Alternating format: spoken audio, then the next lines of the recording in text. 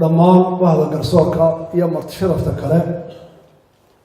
waxaan aad iyo aad ugu hambaleynayaa shirkan 5 sano ay ku qorsheeyeen hawlahooda ee maanta qabsanaya waan soo dhaweynaya waan ku hambaleynayaa garsoorku iyo cadaaladdu muhiimadda ay leedahay qof walba bini'aadmi wuu ogyahay af kasta oo ku hadlo iyo meel kasta oo joogo inaga quraankeena in badan sheegay cadaaladda waxaa dhaqankeena iyo gabayaasheena ka buuxa cadaaladdu siday muhiim u tahay muhiimadda cadaaladda ku dheerayn maayo oo idinka idiin sharxi maayo oo dadkii cadaaladda hayay baati waxaan ogsoonahay oon aad u dareensanahay qof ahaan iyo dowlad ahaan iyo xisbi ahaan iyo qaran ahaanba muhiimadda ay leedahay cadaaladda iyo garsoorka iyo hawsha iyo dhibta iyo oo maaragtay adkaysiga ay u qabaan dadka maanta oo aynu joogno ka shaqeeya cadaaladda Soomaaliland dhibta ay qabaan ee waqtiga leh dheer ay shaqeeyaan ee dhaqaale yarida leh ee mararka qaarkood amniga leh ee mararka qaarkood caafimaadka leh ee haddana ay ugu dhabar adeegaan inay garsoorka ilaaliyaan waa ogsoonahay waana ku bogaadinayna waana uga mahadnaqaynaa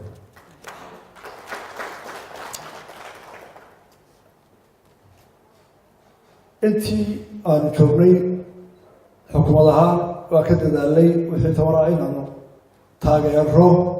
bahda cadaaladda iyo garsoorka wixii dhaqaalo loo hayo sanadka soo socdana insha allahu hadda waxaa lagu jiraa miisaaniyaddii waxaan ku dadaali doonaa inaan sad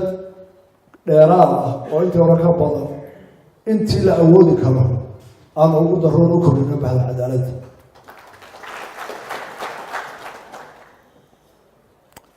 waxaanu ku dadaalay in kor loo qaado aqoonta iyo dhaqaalaha iyo tashiilaadka shaqada iyo amniga waaxda garsoorka gaar ahaan dadka u kala garsoora ee xaakimiinta ah oo dhibaatooyin badan qaba intaa waxaan ku dhaafi wixii aan qaban lahaa cadaaladda oo kooban waxaynu ognahay bulshadeedu Soomaaliland qof waloo hadlaabo wuxuu ka hadlaa cadaalad qof walba wuxuu cadaalad baa doonaya marka la xukumo xukku dhamaadana qofkii aan wuxuu doonayay loo xukumo wuxuu kom awdaa xaqdarra ay ku dhacday oo cadaalad baa waayay haddaba bulshada Soomaaliland waxaan leeyahay haddii aynu doonayno cadaalad wanaagsan haddii aynu doonayno garsoore xaq ah oo degdeg ah oo karti leh haddaynu doonayno booliis iyo ciidamo amni oo habeenkii gurigaaga iyo markaad galabtii caraabaysaba ammaan aad ku hesho haddii aynu doonayno in caafimaad wanaagsan oo ku adeega aada hesho haddaad doonayso inaad hesho dowlad wanaagsan oo waxaad u baahantahay kuu qabata oo caalamkana haybad ku hele dhammaan waxay ku xidhan tahay qofka Soomaaliland inuu isagu intaa fuliyo isagay ku xidhan tahay qofka hadduu qofka Soomaaliland ku kalsoon yahay oo aroortiina maxaad qabataa xil baa ku saaran ugu yaraan dhagaxa gurigaaga hor yaalla ka qaad ugu yaraan waalidka ayuu xanuunsanaya booqo ama wuxuu qabo oo qofku xil isa saaray isagu iskula kalsoonaaduu yahay qofku wax qabanaya waxay ila tahay inaan horumar gaarayno waayo markuu qofka xilkas noqdo uu shaqeeyo uu adkaysto ka mas'uulka ah ka sarreeyana saas uu noqonaya deetana dowladdu saasay noqonaysa taariikhda ugu fiirso dowladahan hore u maray ee aynu jamanayno ama aynu jecelahay inaynu gaarno dhaqaalahooda caafimaadkooda amnigooda horteed dhammaantood waxaa ka dhiseen dhulkeena ka dhibaato badan oo laga yaabo sanadkii inay 3 bilood aad cidaaraan oo baraf yahay waxay soo mareen dhibaatooyin iyo dagaallo ku weyn ka waaweyn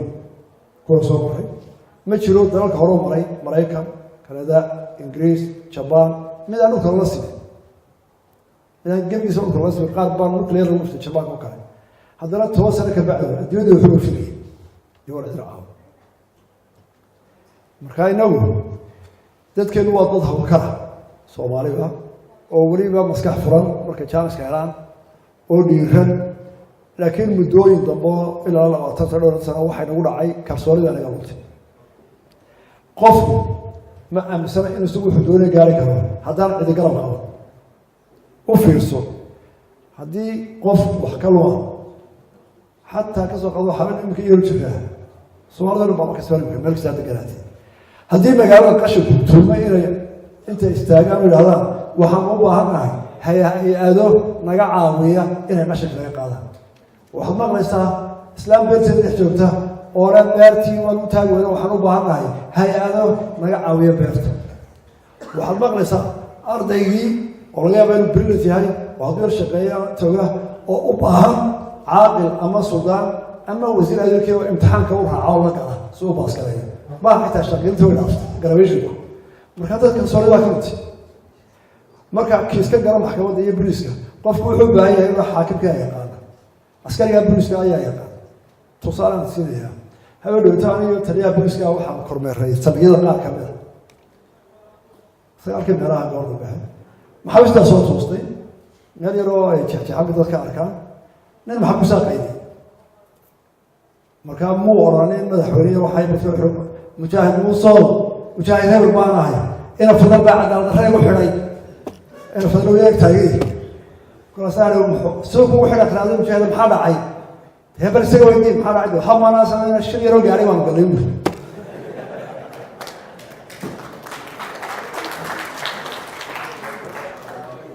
waa caqliyadiisa marka waxaan u baahanahay qaranku inuu cadaaladda dhisto waxay ku xiran tahay sida uu shacabku kalsoonida isugu helo waxaan u baranayaa inaanu jirin ama uu naadirin qof kiis ka galay maxkamadda aaminsan inuu cadaalad helayo si kastoo loogu cadaalad falo waana sidaro soomaalida waxay odhan jirtay gartaada bannaankaa lagu soo akhristaa tagana waxaa la odhan jiray gartii ma qaatid haddaa igu ugu bannaaya waxaa la inankaagii inankaa loo garqaaday odayo inankaagii waa laga helay war ma qaatid inuu gartii haddaa ugu bannaaya iminka waxa maraysa odayga waa ka soo horeynaya oo magaalada joogin baa inankayga cadaaladdarra lagu xukumo xaakimkaa reerkoodii reerkayga bari hor istirayo waxbuu iga jeedaayo halkaasa waxaa marinaya markaa bulshadu waxaan ula hadlaynaa waxaa looga baahan yahay hadday doonayaan dowlad wanaagsan oo u adeegta qofkay ku xidhantay hadduu doonaya cadaalad wanaagsan qofkay ku xidhantay dabeetana waxay ku xidhantahay qoyska cadaaladdii waxay soo gelaysaa haddii la doonayo inay dhaqaalina horu maro waa in cadaaladda hela oo u garqaado shirkadihii haddii la doonayo bulsho wanaagsan oo caafimaad qabto hooye carruurta korisiya aaba carruurta koriya cadaalad baa loo baahay marka qoyska isqabto oo ugu soo gelaya haddii la doonayo dadka la difaaca cadaalad baa loo baahaya tallaabadii la qaadaba haddii loo baahan yahay waxaa la rabaa qarankeena inuu dhiso cadaaladii oo ay ku dhisaan dhaqaalahooda